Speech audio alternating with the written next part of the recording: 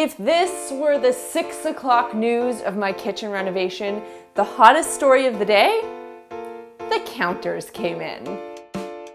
I know you haven't heard from us in about a week's time, and there is a really good reason for that. Everything had to basically go on hold until the counters actually came in. So unlike when you get a new pair of shoes and the first thing you want to do is put them on and break them in and run around the world and show them how great your shoes are, we actually have to wait 24 hours before we can even touch these countertops.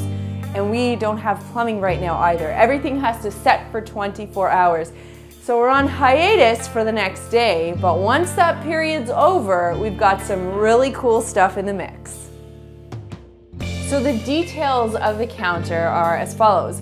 We got what's called a quartz countertop. The specific type is called Hanstone, Hanstone. And the pattern blend that we got is called Aurora Snow. So there were 3 types of white counters that you could get. There was one with a very large fleck, one with a small fleck, and then one that was just pure white, like the counter, like the cupboards. So we actually went for the middle grade one because we thought a little bit of a fleck would be nice. We also got a new sink, finally, really excited.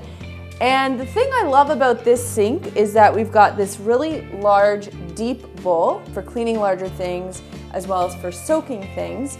And then we've got a smaller bowl over here. Again, I mean, we had 2 sinks before, and I just thought the only challenge with the 2 sinks we had before, them being the same size, is that there were some things I couldn't do in the larger sink, which is why many people end up going for the one big sink. So anyway, I'm pretty happy with this so far, albeit I haven't used it yet, but I think it's a good idea. Obviously, we have our holes drilled for our faucet. We're just going to use the same one we had before, as well as our handy soap pump, which keeps dish liquid on command without looking sloppy. A couple other cool things happened on this side of the kitchen. As you can see, we got our in-cabinet lighting installed. So they really brighten up these white glass cabinets here. And the pot light is about the same size as the pot light in the actual kitchen. So they match, and that looks really great. And Kevin also put in our glass shelves. And I just think it's such a beautiful, clean line that stretches across the end of this kitchen, and it just looks great, and I can't wait to put everything in.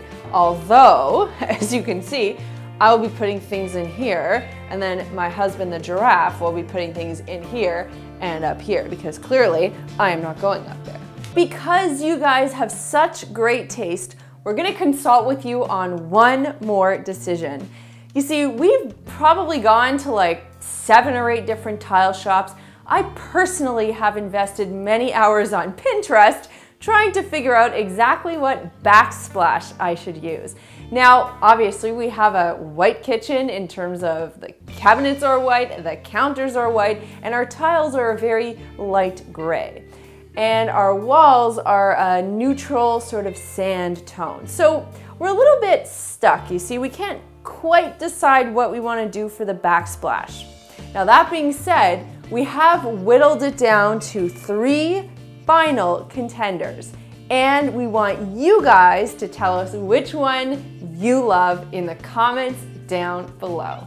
So clearly we couldn't go for any old squarish kind of tile, and there are lots and lots of tile stores in our area, so we took it upon ourselves to find very unique, interesting tiles to bring back to you guys.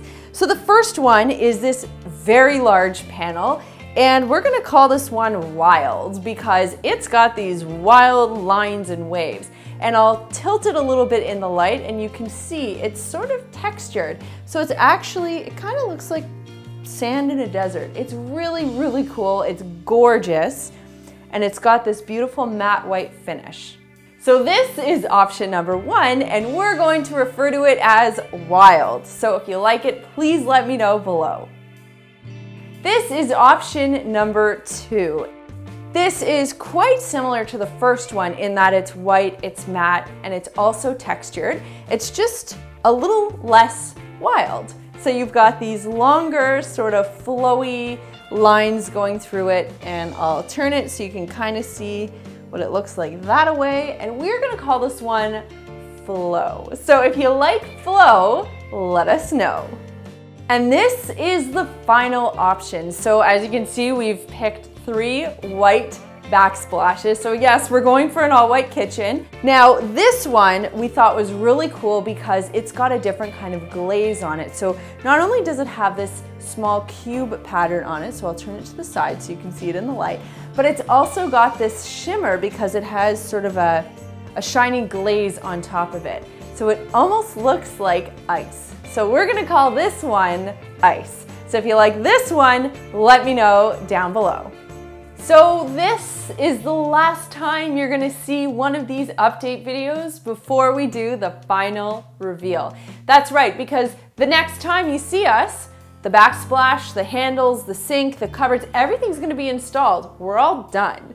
So aside from a few final touches that Kevin has to do, this project is going to be complete, hopefully within a week.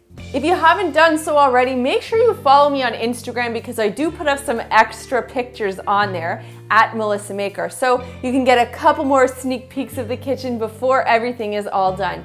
In the meantime, thank you guys again for all of your wonderful support, comments, kind words, and input. We really did take what you said to heart, and we did read all of your comments. We discussed it over dinner. My mother called me about them. Trust me, we love hearing from you guys, so please keep it up. Thanks so much for watching and hanging out with us during our kitchen reno, and we'll see you really soon.